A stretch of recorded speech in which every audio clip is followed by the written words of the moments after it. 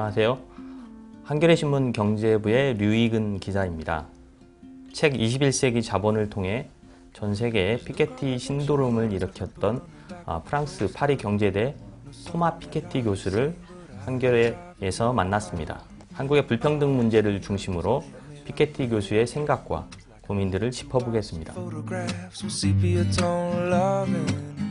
Love is the answer, at least for most of the questions in my heart. Like, why are we here and where do we go? And how come it's so hard? It's not always easy.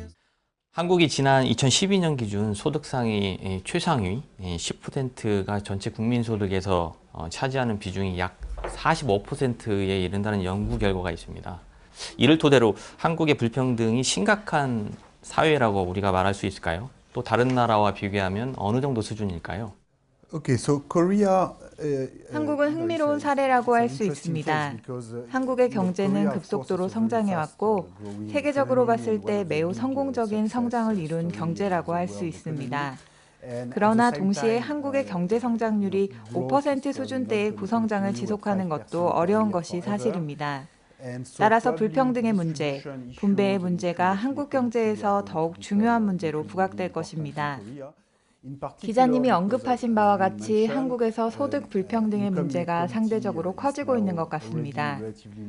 한국의 소득 불평등 수준을 다른 나라와 비교해봐도 한국의 소득 최상위 계층 10% 또는 20%의 소득이 전체 국민 소득에서 차지하는 비율은 지난 20년 동안 상당히 높은 수준을 유지했고 점차적으로 증가해왔습니다.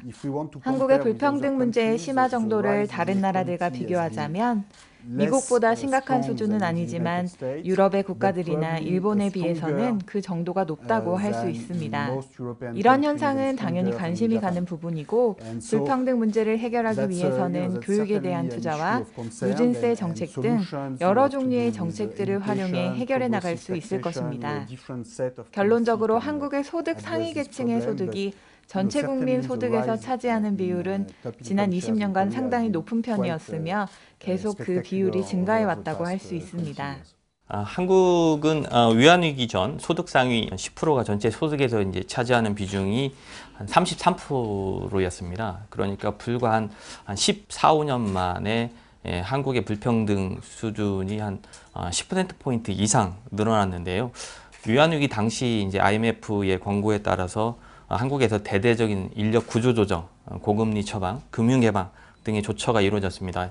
이런 조처들이 불평등을 악화시키는 요인으로 작용했다고 볼 수 있는지 궁금합니다. 또한 이는 교수님께서 21세기 자본에서 얘기하는 1980년대 이후 선진국에서 벌어진 불평등 악화의 원인과 공통점이 크다고 보시는지요?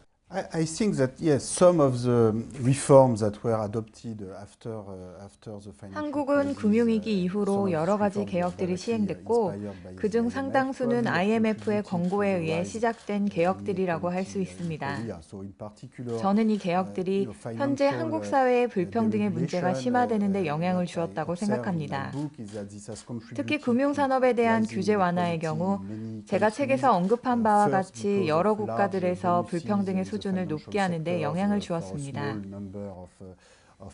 첫 번째로 금융산업에 대한 규제 완화로 인해 금융에 종사하는 소수의 사람들이 더욱 높은 수준의 소득을 거둘 수 있었고 금융규제 완화로 인해 자본 투자에 대한 금융소득의 수준이 높아지게 됐습니다. 즉 소규모 투자 포트폴리오의 경우 높은 수익을 얻을 수는 없었지만 대규모 투자 포트폴리오의 경우 복잡한 금융상품과 금융파생상품 등에 투자함으로써 높은 수익률을 얻을 수 있었습니다. 하지만 한국의 불평등 문제가 심화된 것은 금융위기에 따른 각종 개혁 조치에만 그 원인이 있다기보다 한국 정부의 다양한 정책에도 원인이 있었다고 할 수 있습니다. 현재 한국의 불평등 문제의 원인을 IMF 권고에 의한 개혁 조치에서만 찾는 것은 문제를 너무 단순화하는 것이라고 생각합니다. 저는 한국 정부가 IMF 권고 이전에 소득 누진세율과 소득세율을 큰 폭으로 감소시키기 시작한 것으로 알고 있고 그동안 교육에 대한 적절한 투자가 이루어졌는지의 여부, 교육 기회 자체가 더욱 많은 국민들에게 평등하게 주어졌는지에 대한 여부 등이 한국의 불평등 문제에 영향을 준 것으로 고려해야 한다고 생각합니다. 교수님, 그 소득세의 누진성 강화라는 게 결국 증세라고 할 수 있는데요. 한국은 이제 조세 부담률, 조세가 GDP에서 차지하는 비중이 한 20% 정도 되는데요. 한국에서 특히나 이 조세 저항이 큰 것 같습니다. 저소득층은 먹고 살기도 힘든데 왜 세금을 더 올리냐고 하고, 부자는 이제 보수 언론과 보수 정당을 등에 업고 증세에 부정적인데요. 불평등을 완화하는데 세금을 더 거두는 게 얼마나 효과가 있는지 한국의 많은 사람들이 잘 알지도 못하고 필요성도 느끼지 못하고 있습니다. 이런 현상에 대한 교수님의 조언도 부탁드립니다. 먼저 대책 21세기 자본은 지난 3세기 동안 20여 개가 넘는 국가들의 소득과 불평등의 역사에 대해 논의한 책입니다.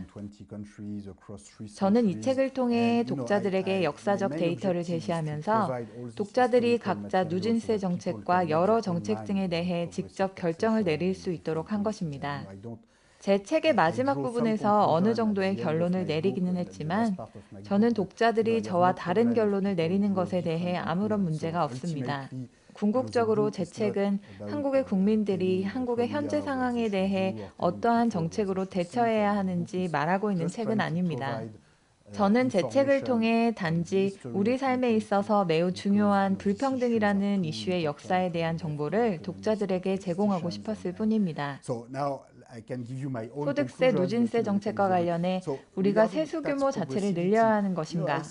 세수 규모는 그대로 유지하면서 누진세 정책을 더욱 체계적으로 시행해 저소득층에게서는 적은 세금을 걷고 고소득층에게서는 더 많은 세금을 걷어야 하는가? 이런 문제는 국가의 상황에 따라 달라지는 것 같습니다.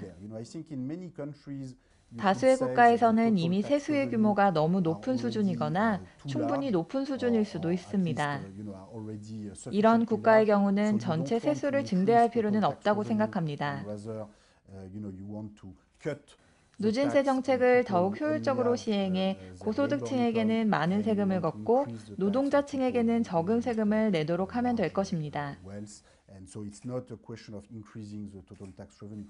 한국의 상황에서 한편의 주장은 한국의 조세 부담률이 이미 28%에서 30% 수준으로 어느 정도 높은 수준이라고 주장할 수 있지만 덴마크나 스웨덴 등 북유럽 국가의 경우는 조세 부담률이 50%를 육박하는 경우가 있습니다.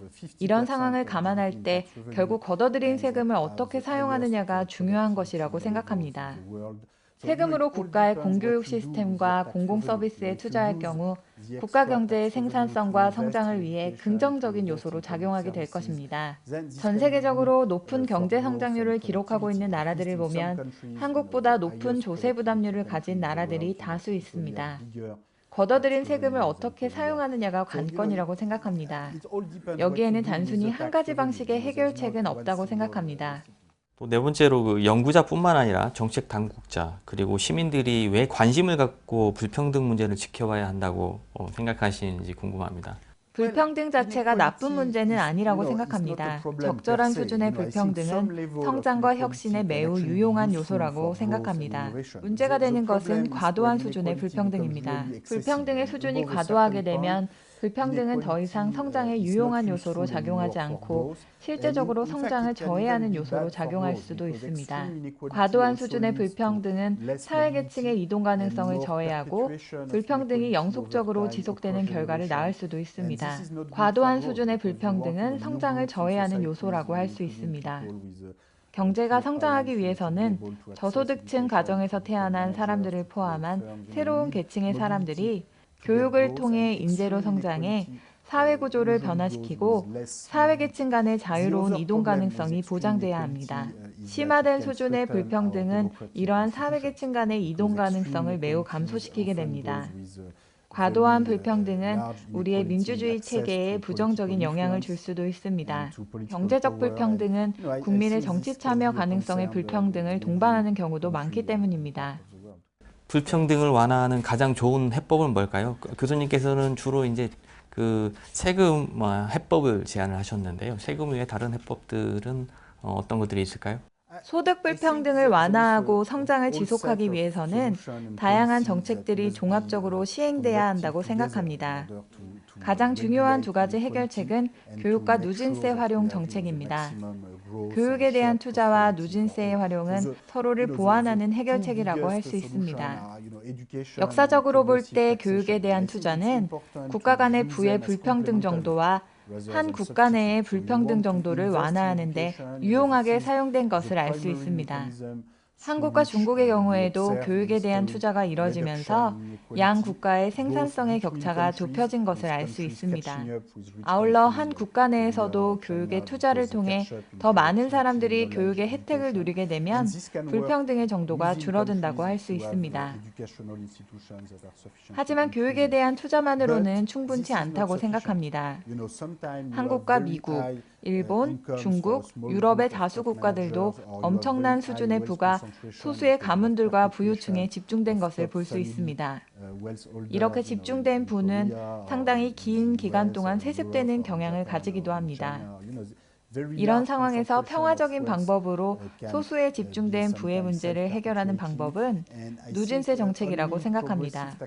누진세 정책을 통해 법치의 원칙을 지키면서 평화적인 방법으로 부의 재분배를 달성할 수 있습니다.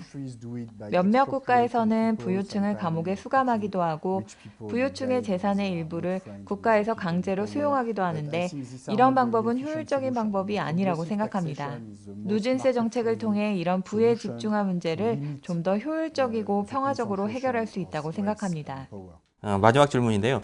아마 한국에서 진보적인 성향을 지닌 한겨레 독자들이 교수님의 21세기 자본과 또는 교수님의 주장에 가장 친화적일 것 같습니다. 수십만의 그런 한겨레 신문과 독자, 한겨레 TV 시청자들을 위해 짧게 한 말씀 부탁드립니다. 이제는 성장과 발전의 새로운 진보적인 시각과 진보적인 아젠다를 만들어가야 할 때라고 생각됩니다. 1990년대부터 2000년대까지 시장경제의 자기규제 시스템에 대해 무한한 신뢰감을 가졌다고 생각합니다. 1997년과 2008년의 금융위기를 거치면서 우리는 공동의 이익을 위한 자본주의를 실현하기 위해 새로운 민주주의 체제에 대해 고민해봐야 한다고 생각합니다. 개인의 사유재산과 시장이 민주주의에 종속된 것인지 아니면 민주주의가 개인의 사유재산과 자본주의의 노예가 되어가고 있는 것인지에 대해 논의해봐야 합니다. 그런 점에서 저는 자본주의의 역사에 대해 비교 연구할 수 있는 내용을 제 책을 통해 제공했다고 생각합니다. 제 책을 통해 상기의 이슈들을 다시 한번 생각해보게 되는 계기가 되었으면 하는 바람입니다. Thank you for interview. 감사합니다.